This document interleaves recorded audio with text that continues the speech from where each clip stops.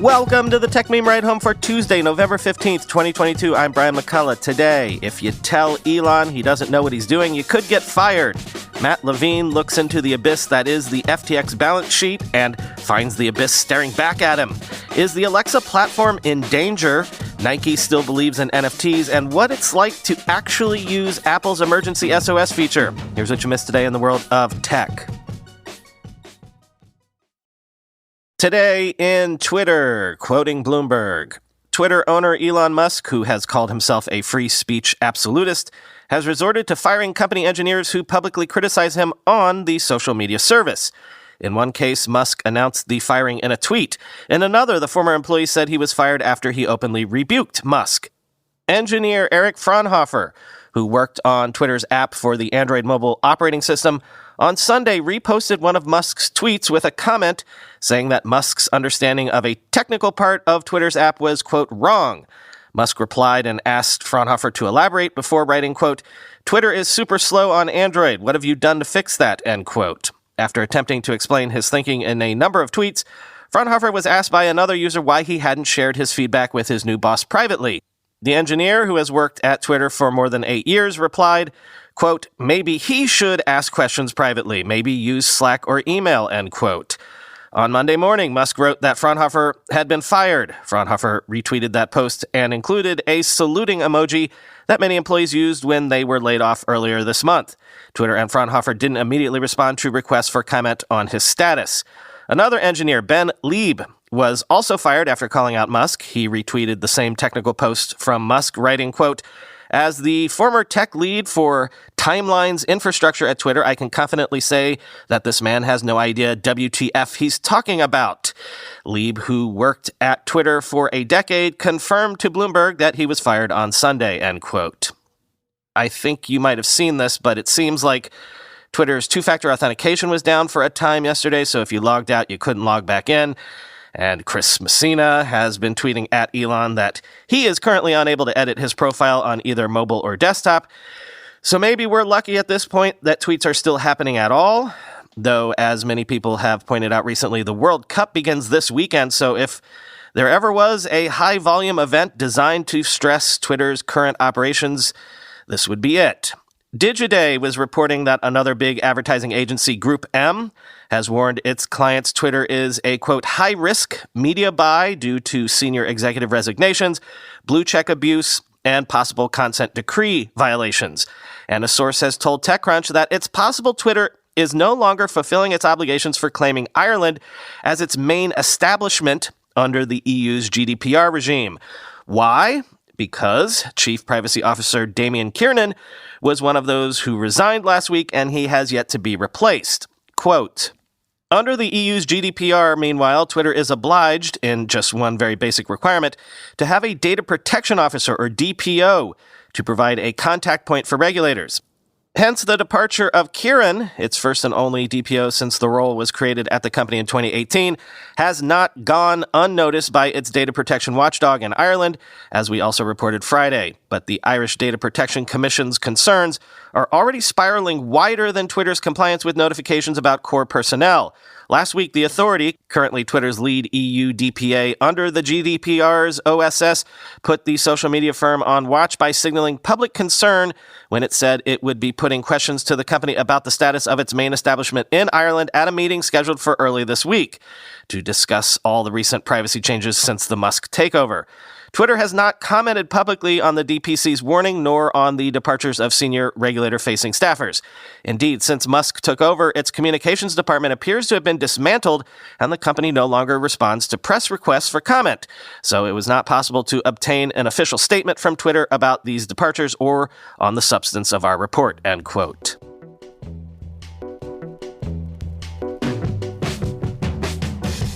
I could tell you about the New York Times' bizarre profile of Sam Bankman-Fried, which came out overnight, but I don't want to because it didn't offer any new details other than a sort of defense of SBF and his mental state. They're worried about whether or not he's sleeping well, which he says he is, which is what makes that whole piece weird. Instead, let's go with our buddy Matt Levine's newsletter yesterday, where he took a look at the FTX balance sheet that came out, of which we discussed yesterday. If you read the article to its conclusion, you can almost hear Matt's brain breaking in real time, but I wanted to quote these relevant passages. If a troubled company has a few days to beg potential investors for a bailout before it files for bankruptcy, and it sends those investors its balance sheet so they can consider investing, and they all pass, and then the company files for bankruptcy, of course the balance sheet was bad. That is not a state of affairs that is consistent with a pristine fortress balance sheet. But there is a range of possible badness, even in bankruptcy.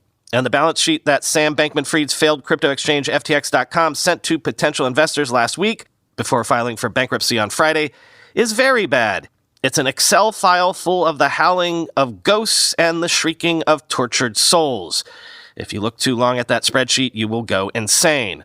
Last week, I was shocked that one of the main assets of FTX, one of the main assets it relied on to be able to pay out customer balances, was a token it had just made up. But I was wrong. It has two tokens that it had just made up. FTX's two largest asset balances before this week were $5.9 billion of FTT, $553 million at post-crash prices last Thursday, and $5.4 billion of SRM, $2.2 billion post-crash. Something like two-thirds of the money that FTX owed to customers was backed by its own tokens that it had made up. I am not saying that all of FTX's assets were made up. That desperation balance sheet lists dollar and yen accounts, stable coins, unaffiliated cryptocurrencies, equities, venture investments, etc., all things that were not created or controlled by FTX. And that desperation balance sheet reflects FTX's position after $5 billion of customer outflows last weekend. Presumably, FTX burned through its more liquid normal stuff, Bitcoin, dollars, etc., to meet those withdrawals, so what was left was the weirdo cats and dogs. Still, it is striking that the balance sheet that FTX circulated to potential rescuers consisted mostly of stuff it made up. Its balance sheet consisted mostly of stuff it made up. Stuff it made up. You can't do that. That's not how balance sheets work. That's not how anything works. I tried in the previous section to capture the horrors of FTX's balance sheet as it spiraled into bankruptcy, but as I said, there is something important missing in that account. What's missing is the money. What's missing is that FTX had at some point something like $16 billion of customer money, but most of its assets turned out to be tokens that it made up. It did not pay $16 billion for those tokens, or even $1 billion probably. Money came in, but then when customers came to FTX and pried open the doors of the safe, all they found were cobwebs and serum. Where did the money go? End quote.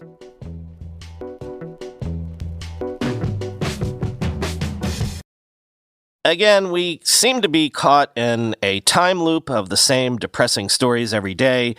Here's the third story raising its head again. Sources have told the New York Times that Amazon plans to cut around 10,000 corporate and tech jobs, or around 3% of its corporate staff, the largest cuts in Amazon's history, and the cuts could come as soon as this week. Quote, the cuts will focus on Amazon's devices organization, including the voice assistant Alexa, as well as at its retail division and in human resources, said the people, who spoke on condition of anonymity because they were not authorized to speak publicly. The number of layoffs remains fluid and is likely to roll out team by team rather than all at once as each business finishes plans, one person said. But if it stays around 10,000, it would represent roughly 3% of Amazon's corporate employees and less than 1% of its global workforce of more than 1.5 million, which is primarily composed of hourly workers. Amazon's planned retrenchment during the critical holiday shopping season, when the company typically has valued stability, shows how quickly the souring global economy has put pressure on it to trim businesses that have been overstaffed or under-delivering for years, end quote. This is something I've heard too. We need to keep our eye on Alexa as a platform. To quote Whoopi Goldberg in the movie Ghost, Molly, you in danger, girl. Substitute Alexa for Molly there. Considering how fundamental the smart home seems to be to Amazon's overall strategy, I can't see them killing Alexa, but who knows? We know that people mostly use Alexa to set timers and ask about the weather. Voice really hasn't borne out as a computing platform as some people thought, but asking to turn off the lights is pretty key to what Alexa does too, so I don't know. Unfortunate Alexa Death Watch alert.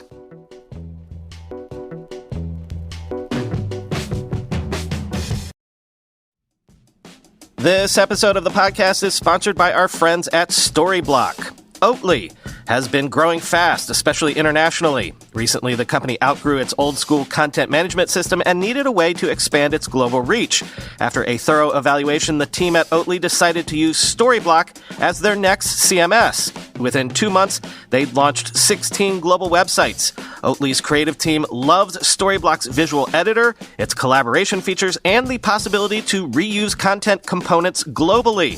Quote, building a new website comes with a lot of things to think about, but with Storyblock, it helps you build in the right way with SEO in mind, structured content, and really get us to rethink and consider our KPIs, end quote.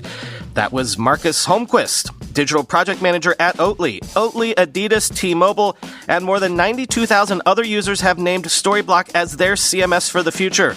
With customers in nearly every industry and country, Storyblock helps thousands of people manage and deliver their content. Let Storyblock manage and deliver yours. Register for the free product demo or test out Storyblock for free by signing up via storyblock.com/ridehome. Go to storyblock.com/ridehome. That's Storyblock with a K at the end, .com/ridehome. This podcast is brought to you by Split, the feature management and experimentation platform. What if a release was exactly how it sounded? A moment of relief, an escape from slow, painful deployments that hold back product engineers. Free your teams and your features with Split. By attaching insightful data to feature flags, Split helps you quickly deploy, measure, and learn the impact of every feature you release, which means you can turn up what works, turn off what doesn't, and give software innovation the room to run wild. Discover a better way to deliver software updates, deploy faster, iterate more frequently, and make each release more innovative than the last. With Split, you can launch new features whenever you want, but make it live to users when you're absolutely sure that it's ready. Now you can safely deliver features up to 50 times faster and exhale. Split feature management and experimentation. What a release! Reimagine software delivery. Start your free trial and create your first feature flag at split.io/techmeme. Again, that's a free trial at split.io/techmeme. Nike has announced a virtual sneaker store and trading platform it is calling .swoosh, and plans to launch its first collection of digital collectibles in January. Registrations for this platform open on November 18th. Quite frankly, Nike is one of the companies for whom NFTs actually makes a ton of sense, right? Quoting Bloomberg. The world's largest sportswear company will release its own goods on the .swoosh platform, and users will be able to collect and show off their items on it. The digital products will include various types of tie-ins, and some may unlock access to physical items, make them available in video games, or provide entry to real-life events. Nike is focused on introducing the product category to consumers and will go on a 6-city tour to educate shoppers on Web3 and blockchain technology. All products will be priced in US dollars to reduce volatility and keep the process familiar for new buyers, with the first collection set to debut in January. Users eventually will be able to connect their own wallets to bring items to other marketplaces. Some athletes signed to Nike will have their own storefronts on the site. Individual creators may also be able to co-create products with Nike through community challenges and earn royalties on their designs. Nike has been investing in the so-called metaverse over the past year and now has a devoted design team for its digital wares. Last year, it began filing trademarks for virtual goods, opened its own virtual world on Roblox, and acquired virtual sneaker creator RTFKT. Its efforts are paying off. Nike has earned nearly $200 million to date from NFT products, far outpacing fashion peers including Adidas, Gucci, and Dolce & Gabbana, according to August data from the blockchain research firm Dune Analytics, end quote.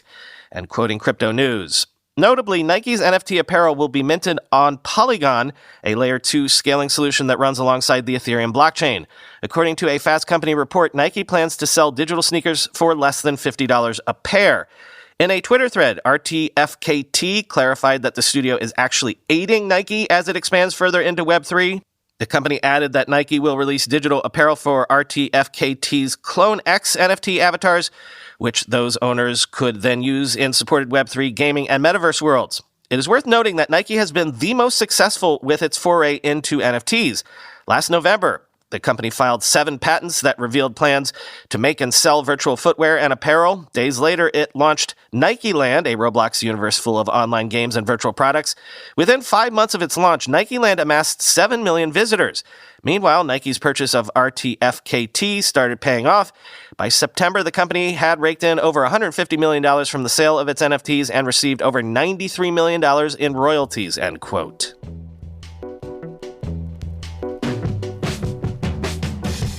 And we'll end today with a review again. A review of what it's actually like to use Apple's emergency SOS via satellite feature, which has begun rolling out today. The Verge says that the feature works well, though texting via satellite takes a while. Quoting Victoria Song, "I spent last Friday morning turning around in circles atop a hill in Brooklyn's Prospect Park. I had an iPhone 14 in hand, and I was trying to catch a clear view of the sky so I could connect with a satellite. I wasn't exactly alone or lost in the wilderness, but I pretended like I was in order to get a feel for Apple's new emergency SOS via satellite feature. To start an emergency SOS text, you have to try calling 911 first.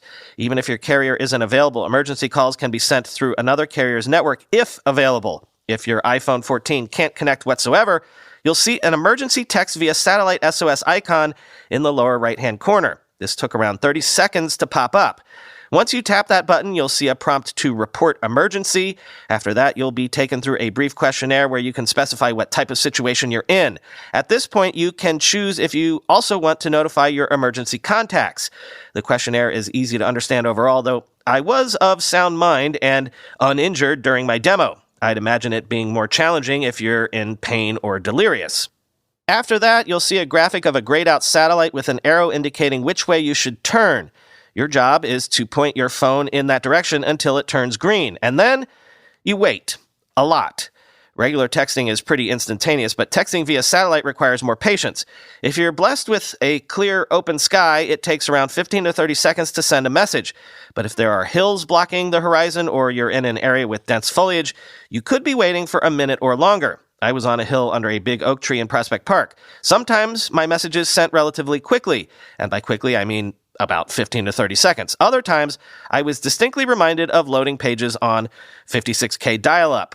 The initial text you send will include the emergency questionnaire, your medical ID if you set that up, and your location. There will be a few back and forths, mainly so you can give emergency services a description of your location. After you've been alerted that emergency services are en route, you can sit tight and wait some more. I went through the process a couple of times, and there truly is no predicting how long each message will take to send or receive. After a bit, you learn to keep your texts descriptive and snappy to minimize waiting. For example, it'll be much faster if you send "near big rock on hill next to an oak tree" than a few sentences. It feels slow compared to regular texting, but on average, the whole process only took about 3 to 5 minutes. I was chuffed to find out you don't have to raise your arm or hold your phone in any particular way to connect to a satellite. So long as it's not in a backpack or pocket, you can hold your phone normally. My arms got a bit tired, but that's only because I was trying to film the demo and take pictures. Because satellites move quickly across the sky, there's a high chance you'll have to turn around a lot, sort of like a dog chasing its tail. I was concerned about that, given you might not be able to move around easily if you break a leg, so it was reassuring to know that you can rotate the phone around if you're immobile. It's just easiest to get the clear signal if you can move. Although satellite connectivity is mostly for emergencies, you can use it in other ways via the Find My app. Say you're in charge of setting up a picnic at a state park, but your phone's got 0 bars and you've no way to communicate where you are. You can instead send your location via satellite to anyone you share your location with in the Find My app. You probably won't use it much if you live in a city, but I can see it coming in handy in rural areas. Now, the last thing you want is to learn how to use this during an emergency. Thankfully, there's a demo mode. You can access it by going to Settings, Emergency SOS via satellite, and then Try Demo. The demo mode gives you a good idea of how the actual feature works. You'll be shown a brief overview of how it works, and then you can temporarily turn off your cellular to try connecting to a satellite. After that, you'll get to partake in a sample conversation with faux emergency services. Ideally, you'll never have to actually use emergency satellite texting. That said, it worked rather well, and I'd rather have this in my back pocket than nothing. I'll caveat that my experience was in a city park, so I was never in any real danger, so your mileage may vary in a more challenging location or during an actual emergency. My only gripe is that it requires a lot of patience, but that's to be expected when you're sending things via satellite. If this is a feature you can see yourself using, I highly recommend trying the demo and taking the time to set up your medical ID and emergency contacts beforehand. You know, as the Boy and Girl Scouts say, it pays to be prepared, end quote.